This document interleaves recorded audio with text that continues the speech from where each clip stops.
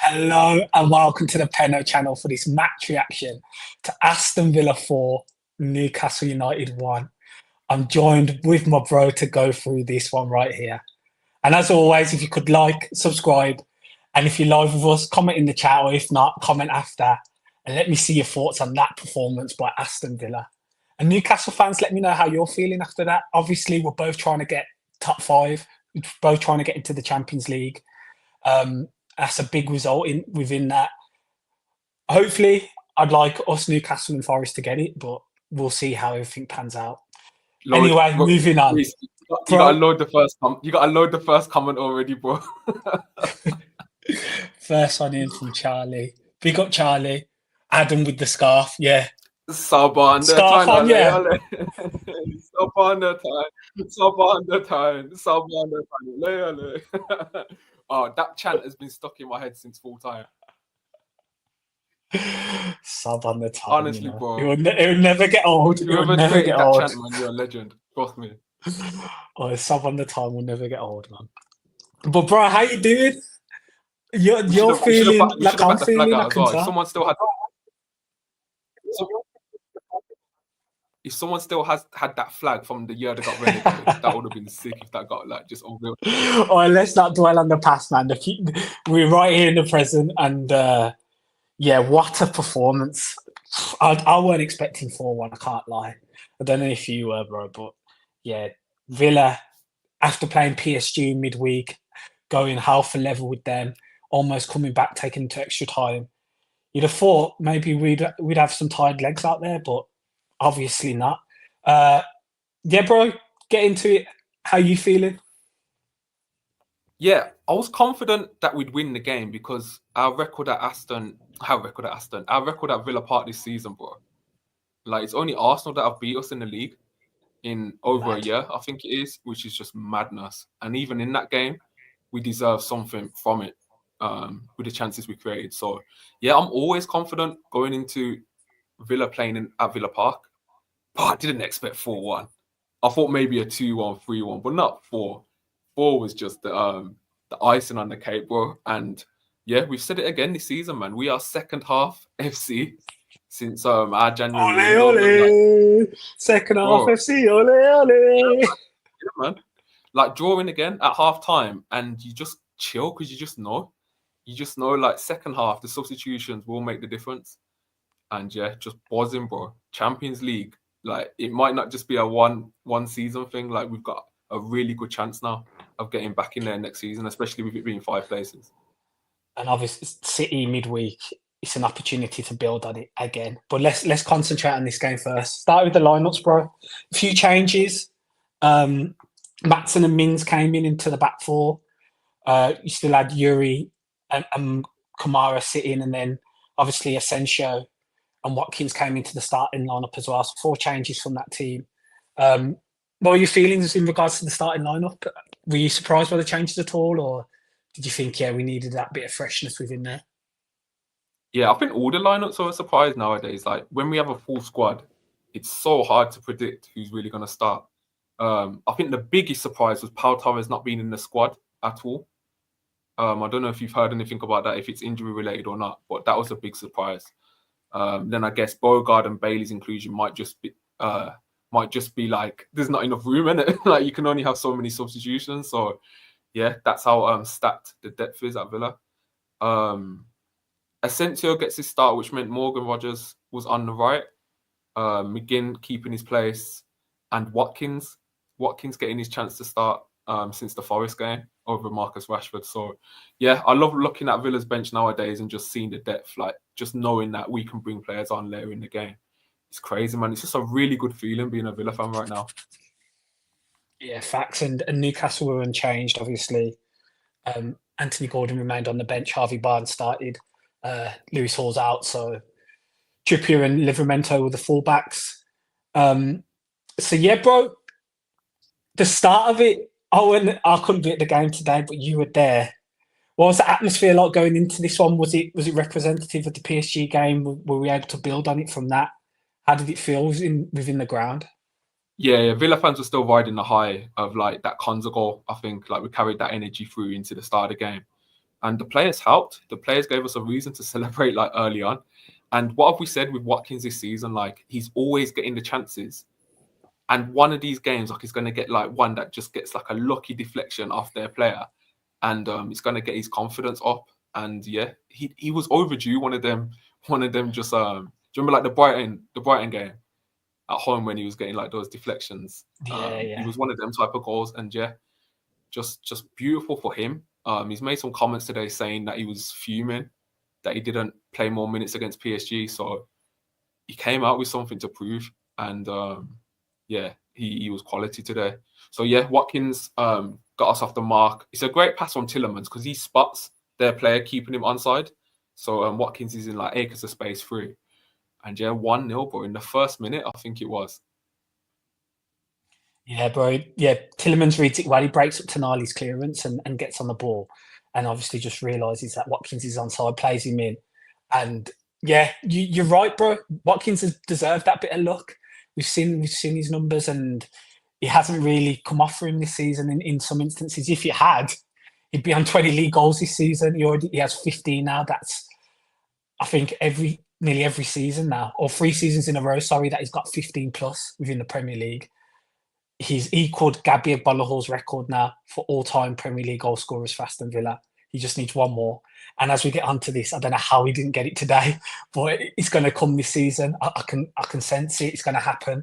But yeah, bro, get off to an absolutely flying start, man. And I can imagine the atmosphere in the crowd within the stadium was a mad one.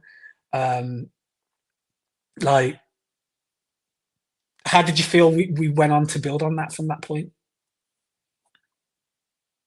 I think we carried on strong. I can't remember exactly, but was Watkins' chance where he hit the bar, was that before they equalised? Yeah. That was like so 4 minutes later. Bro, Watkins was finding it. So essentially, Newcastle were going man-to-man in their press, and they were trying to block off either passing lane for Martinez to our defenders. And it was quite intense, man. I was watching from the whole in that first half, like seeing Martinez get a touch on the ball, like it's intense, their press.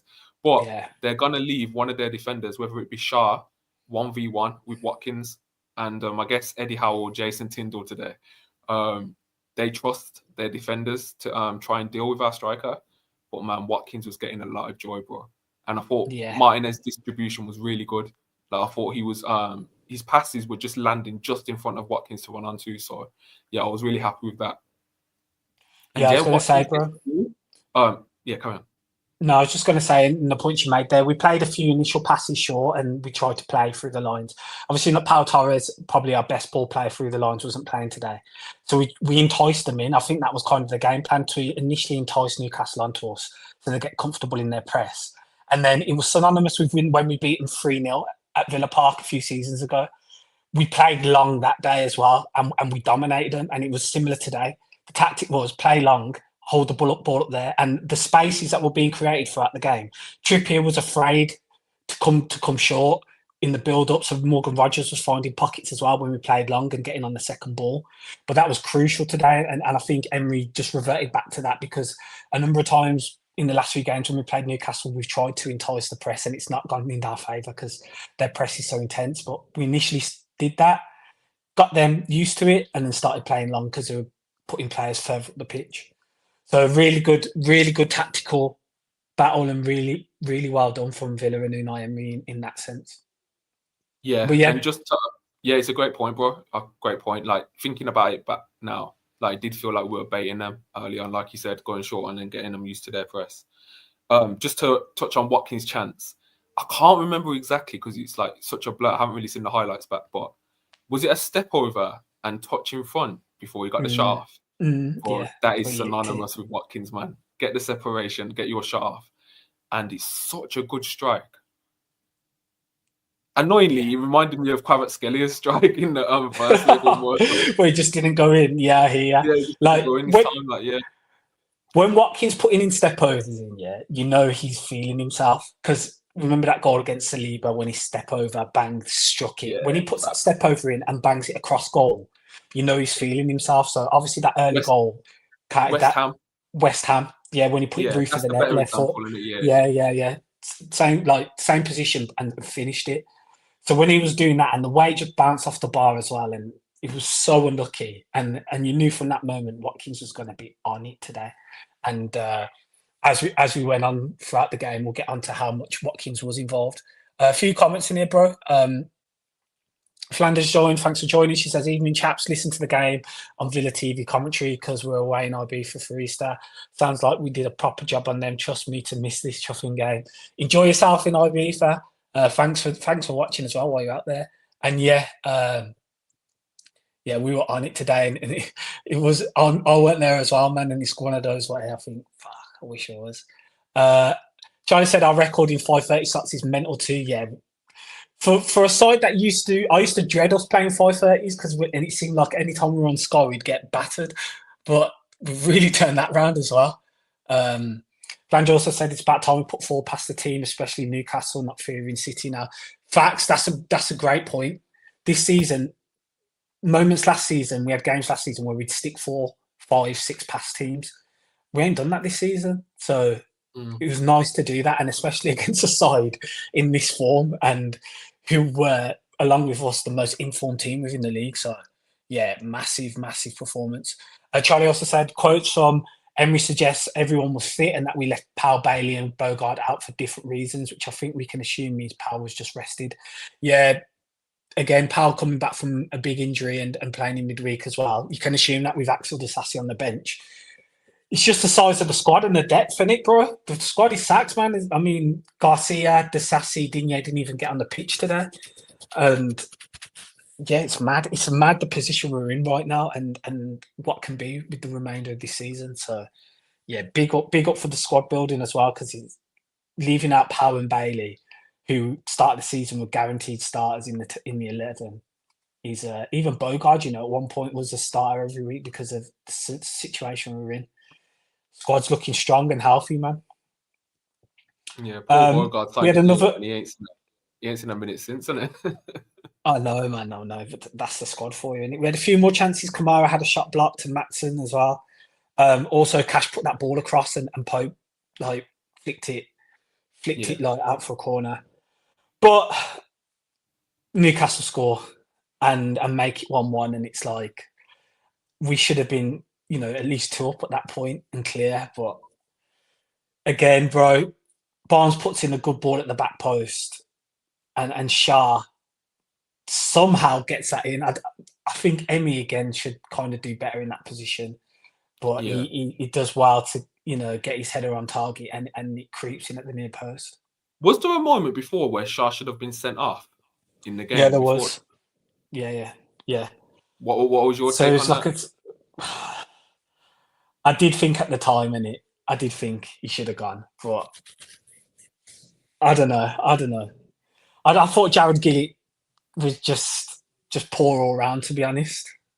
And Shah was fortunate that he got away with it, but for him to then get away with that and score, it's just the script in it. Of course, that's going to happen. I'm sure he scored last season as well, didn't he? At Villa. Yeah, he did. But from your angle, and did you think he got an easy header from that position as well? We should have done better when the ball came back in the box from Harvey Barnes, and should Emery do better at his near post from that?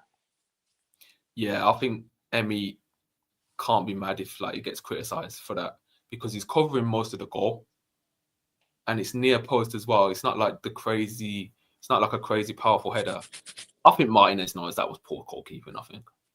Yeah, it's not the best at all, man. Yeah, it's not the best, is it? Let's be real. Yeah, it's not the best, man. But a minute later, we go up the other end. Marco Asensio, how does he miss that one? How does he miss that one, bro? McGinn and Maatsen have some beautiful play down the left-hand side, and the ball comes across, and you're just thinking he's going to bury it. And again, he's just put it wide. Is Asensio's dip a concern? It's gone from my mind, It's actually gone from my mind. This Asensio comes literally straight across the box, and he puts it wide. Yeah, he should score. Yeah. He scuffed it. And Asensio's form recently, what are you thinking? Is it a slight concern? Obviously, the 2 penalty misses against Southampton, big chance against PSG, big chance again today.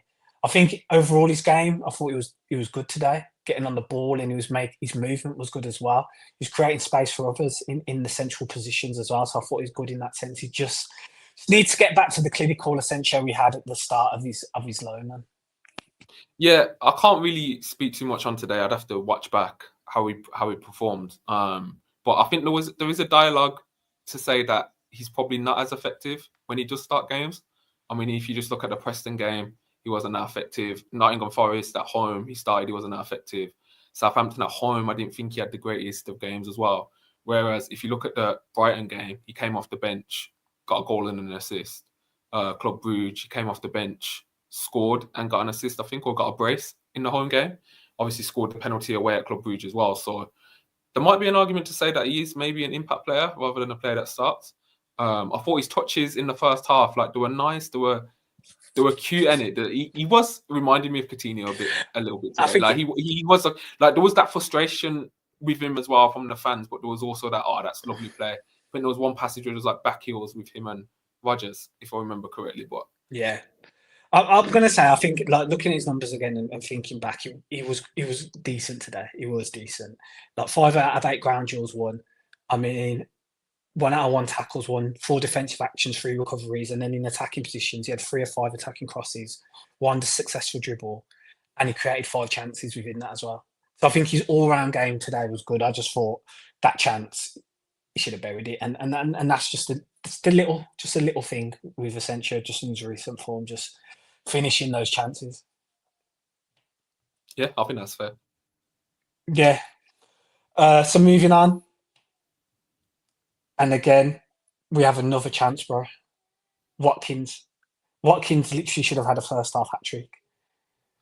Great free kick put in from Asensio, and Watkins with that header just crashes it off the bar, and it's like, bro, I was just thinking at that point, these are big chances we're now missing, man. Like, yeah, he used up all his luck on the first goal, didn't he? I know, it was mad. It was mad. Like, it was just not going in, and it wasn't no fault. The Asensio one, I think we should have scored, but like the Watkins ones were just no fault. Like, he did as much as he could, and it was just unfortunate that they weren't going in, man. But he was absolutely on it today, Ollie Watkins. Yeah, I just really love, like, the space we were getting centrally. Like, it felt like once Rodgers beat the press, who I thought Rodgers was excellent again. Like, I love him. Unreal. Man. Like, when Rodgers is allowed to, like, beat the press and get the turn and, like, do these feints that he started to do, get confidence, drag the ball, like, it's so good to see. And not only does he, like, benefit himself, like, it opens the space up for our players when we're playing against a team that like to press, like Newcastle. So yeah, I loved Rodgers' game today. And yeah, I just loved how much space our attackers were getting in that first half. And the combination play felt really good, especially on the left-hand side with Tielemans, Maatsen, Watkins dropping deep to link up as well. So yeah, really, really enjoyed my link-up play that first half. And yeah, Watkins' headers off the bar, it's unlucky, isn't it? There's nothing really It's one of those. It's one of those. It's just unlucky. It's unlucky like his first shot as well, off the bar. Yeah. Like, it's just Watkins, another day he's bags a hat-trick in 20-odd minutes. Yeah, facts. Like, Watkins' mentality, he speaks about it. He doesn't let it get him down if he misses a chance now. He just says, you know what, it is what it is. I'll just carry on and play my game. So, yeah, man. Which is a massive turnaround for how I felt he used to be under Dean Smith and parts under Steven Gerrard. I think Unai was, and Paco as well, which you have to give a lot of credit to because he's a striker coach. They've changed his mentality where before he used to look to the Skevins or get his head in his hands when he missed a chance, and now it seems like, bro, the world was crumbling if you missed a chance before. Facts. A few more comments, bro. Paul, thanks for joining. Paul says, hi, Penno, I can hear you. And hello, Adam, we can get top 5 now. And Watkins, give him a new contract. He's level with Gabby on 74. Yeah, we'll see what happens with Watkins and that. As I always say, bro, summer's summer, and you never know what happens. But I hope he just gets that by the end of the season, and it leads us to get in an FA Cup and a Champions League position as well. Paul also said, did you know Emery has lost just 4 Premier League games in nearly 2 seasons now? Is that correct? No way. At home? 4 Yeah, I think, that probably is correct. Yeah, it's got to be at home. Luke says he's been so hit and miss, but Watkins was ace. His hold-up play was brilliant too up the Villa. Glad we battered British shithouse Newcastle. Charlie said, Shah shouldn't be on the pitch. Yeah, I tend to agree. Luke said, shouldn't have been on the pitch and wasn't a foul by Kamara either. Yeah, that's facts as well. For the free kick, it weren't a foul by Kamara. It was soft. It was soft. It's no different and probably worse than Saliba versus Bournemouth. Paul also says, give Watkins a 10-year contract. Paul's thinking Watkins' fitness can last until that point. Fair enough. Charlie said Maatsen with that direct crossing style of game for that Sancho chance. Yeah, facts. Maatsen was class today. I think Maatsen was my man of the match today. Quality coming to his own now. Yeah, Lee said Maatsen was unreal today and looks dangerous drifting inside too.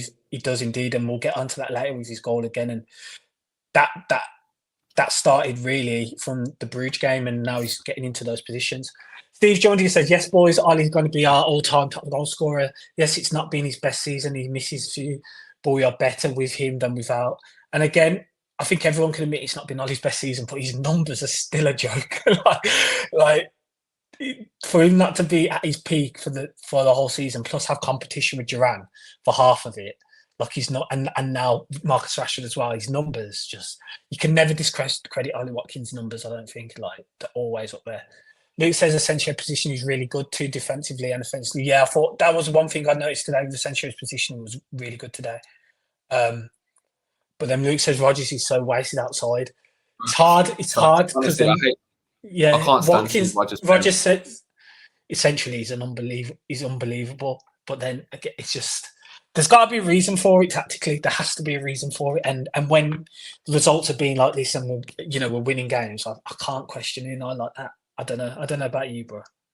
Yeah, he's just so wasted because when he receives the ball, it's non-threatening areas. Like I said on the last podcast, like he's got the touchline already limiting his angles. And Rodgers, we know he likes to either go right or go left. Like he likes those little feints to get past his man. And when you're already restricted on one side, like he's just not. He's suboptimal. I think. I don't think it's like the best position for him. I'd love to see one day, maybe Watkins or Rashford. Rodgers central and Marlon starting on the right. Yeah.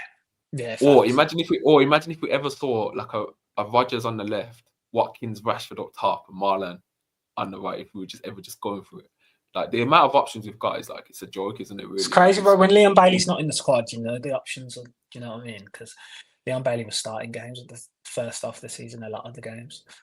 Paul also says, hi, Penno and Aaron. Aston Villa have won 29 games in all competitions this season. Good stat, that one. Luke also said, I think Emery can't stand Bailey, has to have Rodgers instead. Maybe that's the case. I used to think Bailey was an Emery favourite, wasn't he? Well, before, Bailey used to always start the big games when Emery... he did. Even when fans were like getting onto his back, like Emery just always persevered because Emery lost his right winger that can hold the touchline and like stretch the opposition horizontally. So Bailey not being included in the squad whilst being fit is quite interesting, man. It's very interesting. I'd be very surprised if Leon Bailey's a Villa player and come the next season. Yes, I tend to agree with that. Like, I think he'd want to go to a team where he's starting every game. I think. Thoughts on Newcastle then in that half, bro? Because then after that they had a few chances. Well, they had the Tonali shot, but overall, what was your feeling on Newcastle in that first half? We all know they had great players. Yeah, they had a spell. I think it was second part of the first half where it felt like they were going into the game really well. They started pinning us back a little bit. It felt, and they just couldn't really get Isak into the game at all. Mings and they were like for one example, I think first half like they combined really well on their right hand side, and it was like an overhit pass when Isak's made the running behind. It was little things like that. Their rhythm was kind of off, but yeah, they always pose that threat. I don't like Harvey Barnes when he gets on the ball, man. Harvey Barnes always feels like he can do something whenever he gets the ball. There's something a game where Harvey Barnes didn't score against us. He got an assist, but he didn't score against us. So we take those. Honestly, we take those. He puts a fear of guns. I don't even know what it is about him, man. He just always direct, innit? Yeah, no. Coachalism joins. Thanks for joining. He says Bailey has dropped off, gone in the summer. Methinks Emery tried with him, and think even he has lost faith now. Potentially, and as I said, I reiterate what bro said. I wouldn't be surprised with that at all. I wouldn't. It's so mad though, because his last game before that injury he's one of his best in the second half at home to Club Brugge, where we got before he got injured, bro. He was one of our better players. before he got injured, he had like a 3-game run where he That's was what I'm saying. decent. Like his best game came against Club Brugge at home. I think that was his. Let me check. That was his last game before he got that injury after coming back with Jamaica on international duty. Yeah, he got an assist in that game. Yeah, it's just mad, isn't it? It's just mad how quickly things change.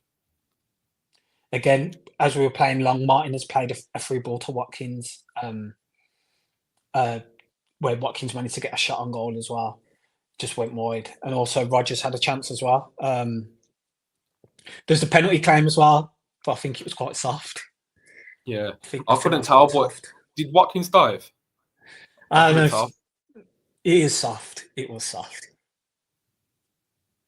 It was soft indeed. And you could say that. You could say he went down softly. Yeah. But happy with that first half, even though we were 1-1, bro? Or was it a case of we should have been out of sight, really? We had not really 1 XG, 1 goal. It is what it is, and we created decent enough chances. Possession 51%, 49%. We had more shots than them. We had 10 shots. They had 7. Passing was similar as well. It was a really stats wise, it was a similar first half, but it did feel like we were the better team slightly. And as I said, bro, second half FC, like I'm always calm nowadays when we're not winning at half time. Like think of how many games in a row it is now, bro. It's getting ridiculous almost like now. Yeah. Like today we were drawing, PSG we were losing, Southampton we were drawing, Preston we were drawing, Brentford we were drawing, Cardiff we were drawing, Club Brugge we were drawing. It's just mad, isn't it? As I said, bro, as I said a few weeks ago, I think tactically it's stay in the game first half, and second half we just unleash these demons on teams and let them run riot.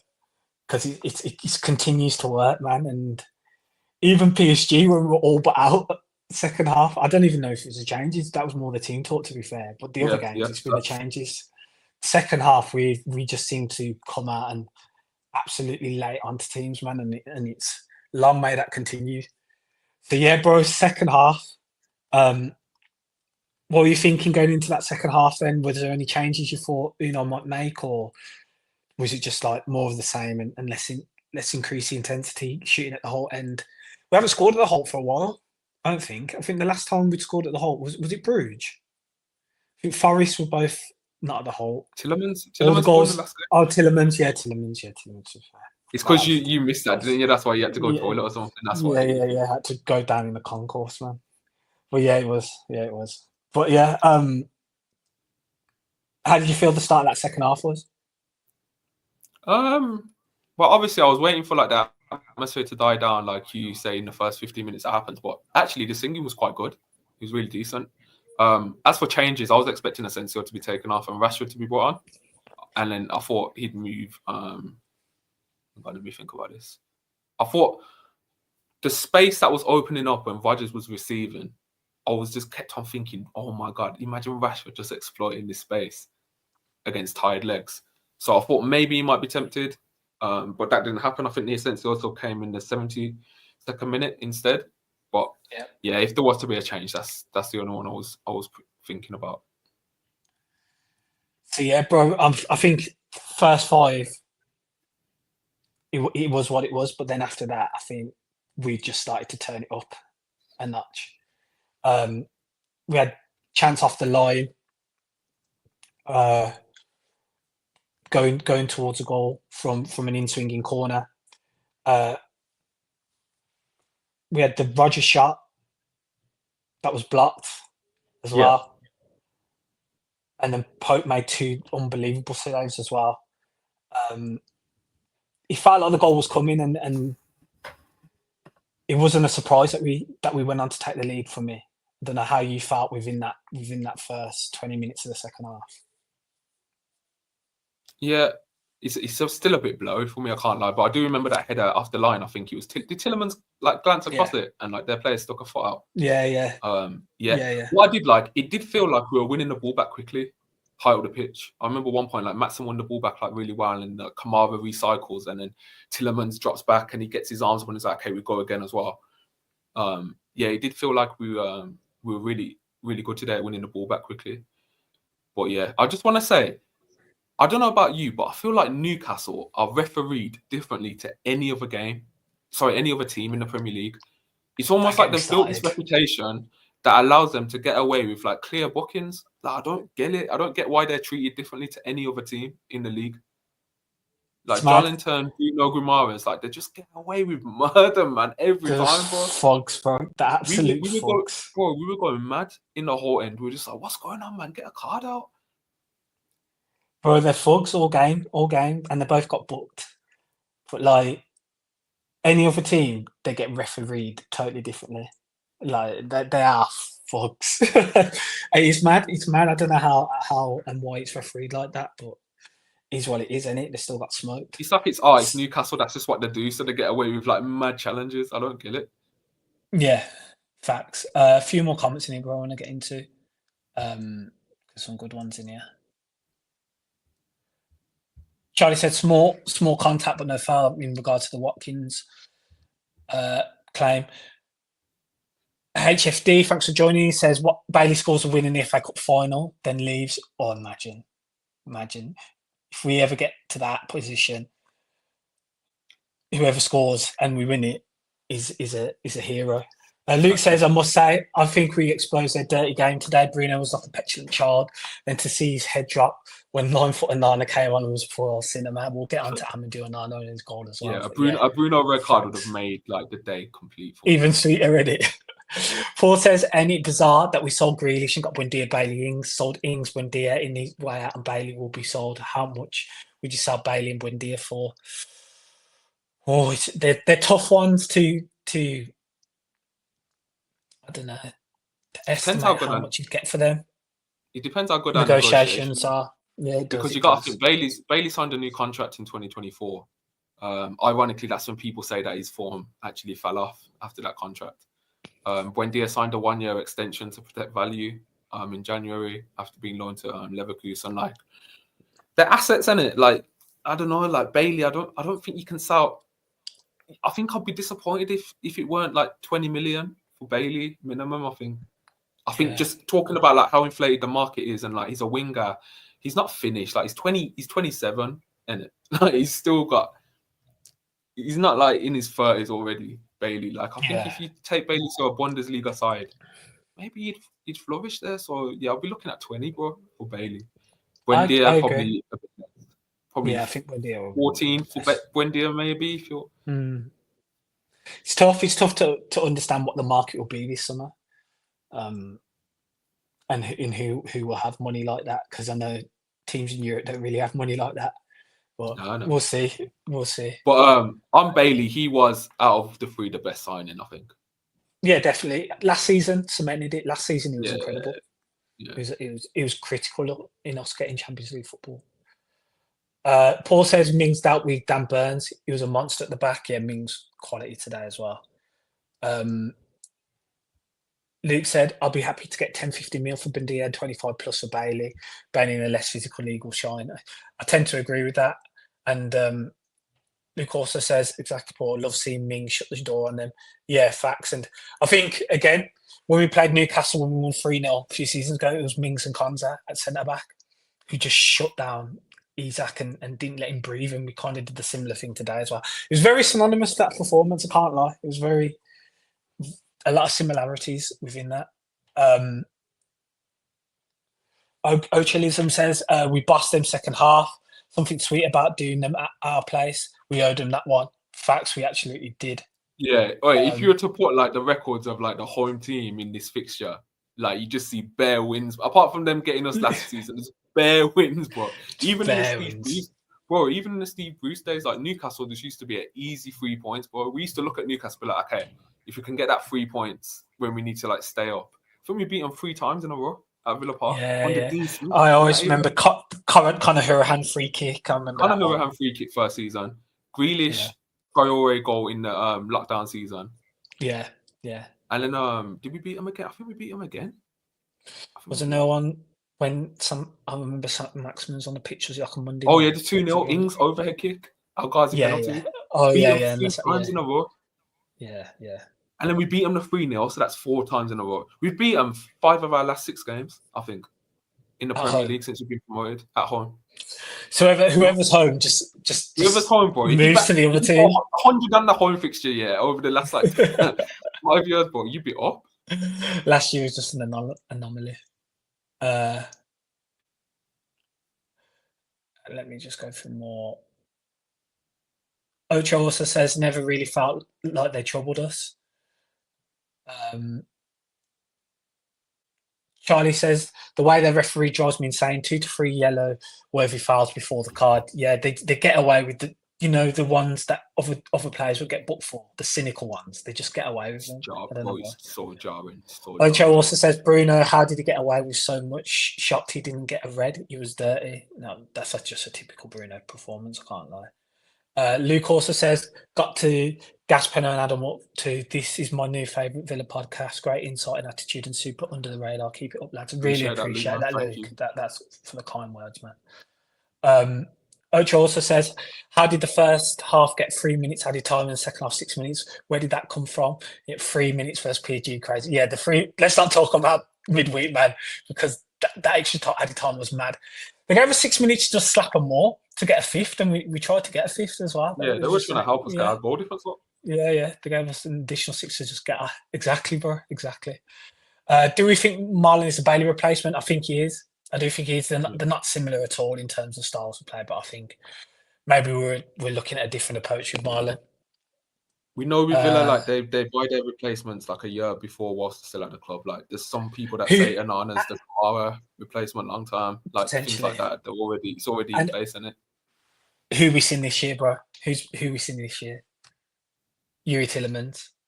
Oh yeah, Was Yuri the Douglas Luiz replacement was still already there? Like, do you know what I mean? Like, I think it was. Yeah, I think it was, and I can't lie. I think Yuri's this season might be better than Dougie's last. Oh yeah, he's overtook him now. Yeah, I can. Luke also said, I reckon so. Marlon more attacking. I think you will see a streak for Marlon when he gets more minutes. Yeah, definitely. And I think this is just a bedding in.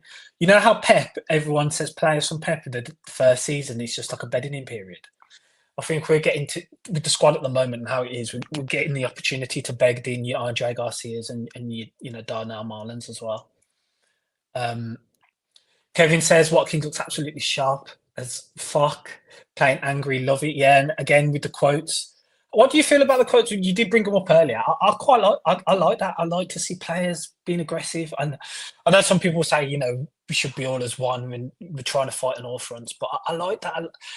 I wouldn't expect Watkins to feel any other way. Like he should be pissed. The biggest Watkins is too sweet. I couldn't imagine him like banging on someone's door, like he said with Emery and that, saying like play me and that. I think he'd be like the most softest spoken, like, come on, Gaffer, man. Like that's Watkins' version of getting angry. But yeah, obviously it's a good mentality, man. He wants to be on the bench in the Champions League, and let's be real, his goals have carried us over the last 3 seasons. Probably feels away seeing Rashford come in, but that's the nature of the beast, isn't it? Yeah, for sure. A few more. Paul says, I think we buy a quick, strong CB and another striker plus a Bailey replacement would be a replacement too. I want Bayern would be some signing. I think we get a CB. Disasi doesn't sign permanently, which I don't think will happen. I think we definitely get a CB. Ocho also said Marlon looks so good every time seeing him. His attitude is so good as well. Facts. From when Marlon started against Spurs in the Cup, I thought, because he showed me he could play as a 9, and I didn't think he had that in his locker, and he was electric that game. And I thought, there's a player there in Darnell Marlon. Obviously, Arsenal Academy, Borussia Dortmund, there has to be a player in there. And if there's anyone to unlock players, it's Unai Emery. Luke also says, hopefully Enzo Barrenechea becomes an understudy to Kamara as well. Do you want to talk about Enzo quickly? I know we're still in the game analysis, but just rumours about like 4 more Spanish clubs coming in for him, asking for information on him. He's going to be a wanted guy in summer, and obviously we know Emery's going to watch him in pre-season, see how he is. I personally will be gutted if we don't keep him around, but I've kind of resigned myself to him being sold just for PSR purposes. It just seems like such a no-brainer for Villa if they think the midfield's stacked. Like, we're offering Kamara a contract. Clearly we want to keep him around. It depends on Kamara. So we're in talks with Kamara. If Kamara doesn't sign the contract, then you can't let his contract run down. And to see Enzo's there's lots of things that will happen in some moments. There's so many things, bro. There's so many things. But yeah, I think Enzo will be one of our best passers from what I've seen. I think if you compare him to Onana's more like physical, off ball, probably better defensively. I think Enzo is probably more of a deep lying playmaker, longer passes, more control. Do we really play like that? Do we play with a free midfield? Not really. I think that might suit Enzo's game more. It's going to be interesting, bro. Yeah, I'll get into some of the comments in a bit, but just moving on from that, we get the goal, bro. And again, when Watkins is on it, it's not just his goal scoring and all his positioning that's good. It's his decision making, and that's again how I know Ollie Watkins is on it, because it's a great decision. He plays the ball at the perfect time, and Ian Maatsen now, he's feeling himself. He's feeling himself. He knows his positions and he knows where to be on the pitch. And that goal proved it today, because he's overlapped Ollie on his outside. And it's a great finish, man. Just lifts it over Pope and puts it in. Honestly, I thought defensively, bro, he was better today than he's shown in previous. I think he's improved defensively. You remember that Chelsea game where the goal was coming down his side, and every time the ball was coming in, even when he got hooked up against Arsenal first half by Emery, man, he's come a long way defensively, And I still think his positioning can be off sometimes, but he's improving. He's improving, and going forward, we always knew that's what he has. And yeah, man, was I watching? Taking a leaf out of the PSG left backs, but that we seen that Beg score 2 goals against us over the 2 legs. It was good to see our left back get forward, get in the box, and bro, the finish is incredible, man. To put that on the other side from where he was, nice. Yeah, bro, beautiful finish. I loved it for Watkins, because I thought Watkins might be a bit greedy and wanting to break Gabby's record in his head, but it's a beautiful pass. Decision making. Maatsen, first Premier League goal, I think, for Villa. Yeah, first goal got in the Champions League, again getting into the box. You saw the volley he had against PSG, and lucky that got blocked off the line, and then he's finished this one with a plum. And I remember at Burnley watching him, he had all the ability in attacking areas, man, in the Championship when he was there as well. And some considered him at Chelsea to potentially be a left mid, because he was so good in those attacking areas, and he played a number of games for Chelsea as a left mid as well when he was there. So yeah, bro, he always has that ability in his locker, and the more we can get Maatsen further forward, as I said earlier, he should have got an assist for Sancho as well. We get him into those positions on the pitch, and he's gonna rake up goal contributions for sure, definitely. Yeah. He's arguably had 2 back-to-back man of the match home Premier League performances against Forest and Newcastle now. Forest, and that's 3 Prem starts in a row as well for Maatsen. Yeah. So really bedding. I've been saying, bro, this is my type of fullback, man, for this system with Emery, someone that can get forward and provide that threat. And my biggest criticism of Maatsen was defensively, his spacing was just, because he was nowhere near Luka Dean this season. Yeah, he was almost if the opposition get the ball to our left-hand side, it's a free run at Maatsen that can get the ball in, but man, he's improved a lot. Yeah, facts. So then, moving on, bro, not much happened in between that. From the second, I think Joelinton had a shot. And we make subs. We take off Asensio and McGinn. We bring on Amadou Onana and Jacob Ramsey. And just like that, within a minute, the sub has an impact. Jacob Ramsey, being direct, going on the outside, using his left foot. What I like to see from Jacob Ramsey, getting involved in the game, puts it across into a dangerous area, and Dan Burn just thinks, I'll stick it near post and beat Nick Pope. And that makes it 3-1. I'm pretty sure Onana had a role in the build-up as well. I'm pretty sure he brought the lines to get the ball up the pitch initially. So that was literally both subs combining for a goal straight away, bro. And I was just in the stadium look at the depth we've got to bring on, man. We're taking off our captain. We're taking off Asensio, right? And then we're bringing on Onana and Ramsey. I just know opposition fans must look at Villa sometimes and be like, yo, hold on. And they got Marlon and Rashford on the bench. What? And Bailey can't get in the squad. Pau Torres can't get what? These are the conversations that are being said about us now, bro. It's such a beautiful place to be in. Imagine, just Emery spoken about it, but start of the season, we suffered with injuries. And I think Emery was frustrated, man. He was just I'm not letting this happen again. Especially the end of last season. I was we can't go into the season ending it the same as last season, man. It's too much. So to have a fully fit squad at this point, bro, where the momentum's with us, man, it feels good. It feels really good. And yeah, big up Ramsey attacking the box and crossing it in, and it's a finish by their defender, to be fair. It's an absolute finish by Dan Burn, who's known for getting a goal, man. So appreciate that, Dan. And then we talk about subs, and we lead into the fourth. Firstly, let's talk about Morgan Rogers and that run. Unbelievable. The footwork in the box. Ooh! Morgan Rogers, yeah, who today was exceptional once again. Let me put my scarf up for that touch, bro. Go on, bro. My scarf up for that touch. Bro, the touch he did first half against Jacob Murphy, where he rolled it inside and then he got brought down by Bruno, yeah. His footwork, along with his ability to move with the ball, he's just top class, man. And maybe you should have finished it. It was a good, decent save from Pope, but maybe you should have finished it. But that footwork in the box again, just so good, bro. So good. He sold me. He sold me, bro. I wasn't expecting that. He sold me with that feint in the box. With the feint, it was mad. But it didn't matter because we managed to recycle the ball. Rogers ends up getting an assist and another sub. So in the space of 3 minutes, 2 subs had big contributions. But I didn't know Amadou Onana had this in his locker. I did not know. Obviously, he scored that strike against Young Boys, which was a good goal from distance. Yeah, daisy cutter. But this one, yeah, top bins it outside the box. Amadou Onana, take a bow. Andre isn't even my real name. Come on, what a finish, man. I'll be honest, this was the most celebrated goal in the stadium. Because he was just like, what the fuck is going on? Like, we've just scored 2 goals like that. And the finish, bro, it's a joy. The finish is so good. Like, the speed and power that he gets on that ball. And placement as well, bro. So, that feeling was up there this season, bro. To make it 4, like, quality goal.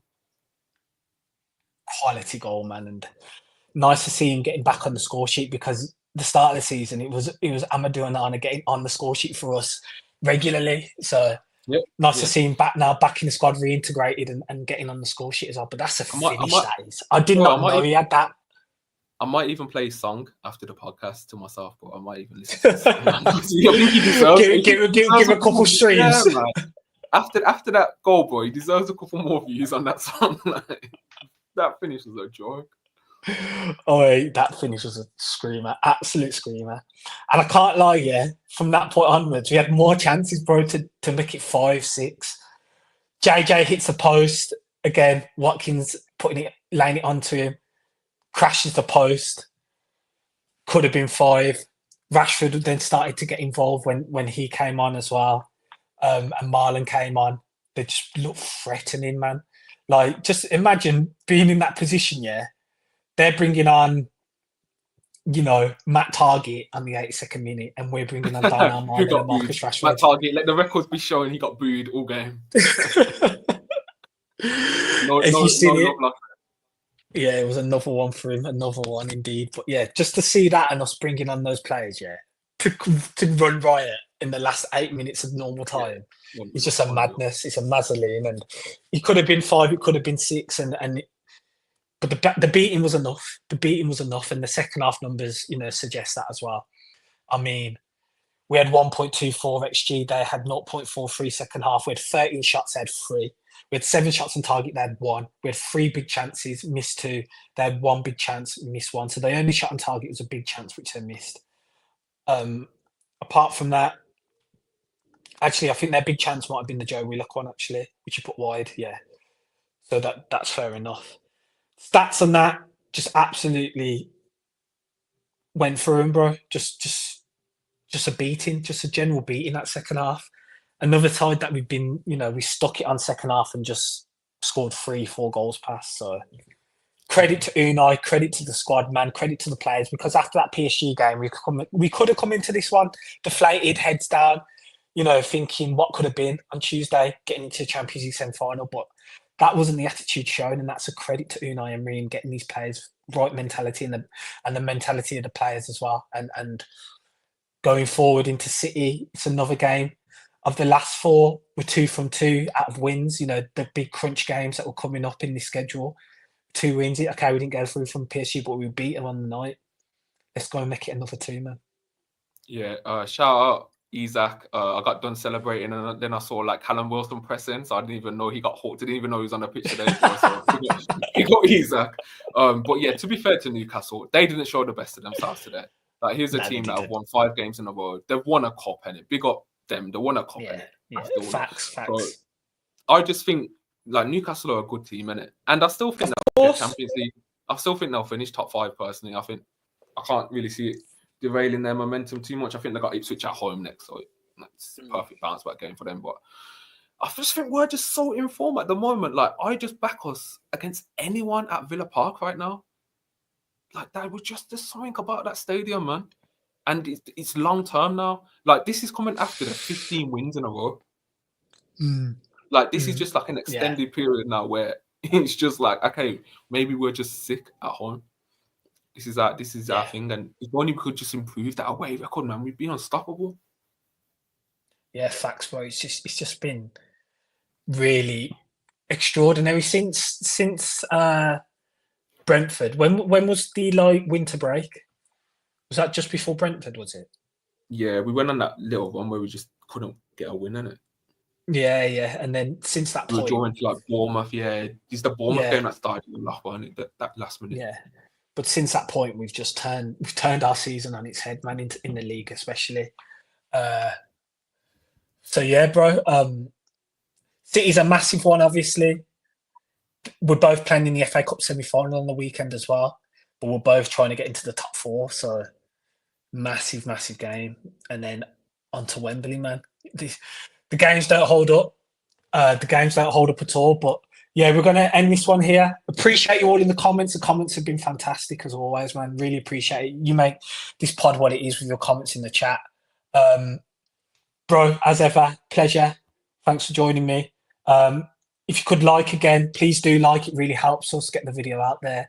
Please do subscribe as well if you're new here and you enjoy the content. And also, let us know your thoughts in the comment section. After the video, if you're not watching live, we'd really appreciate it. Again, it helps to get the video out there as well. We'll be doing a Man City preview for another big one. Go on, bro.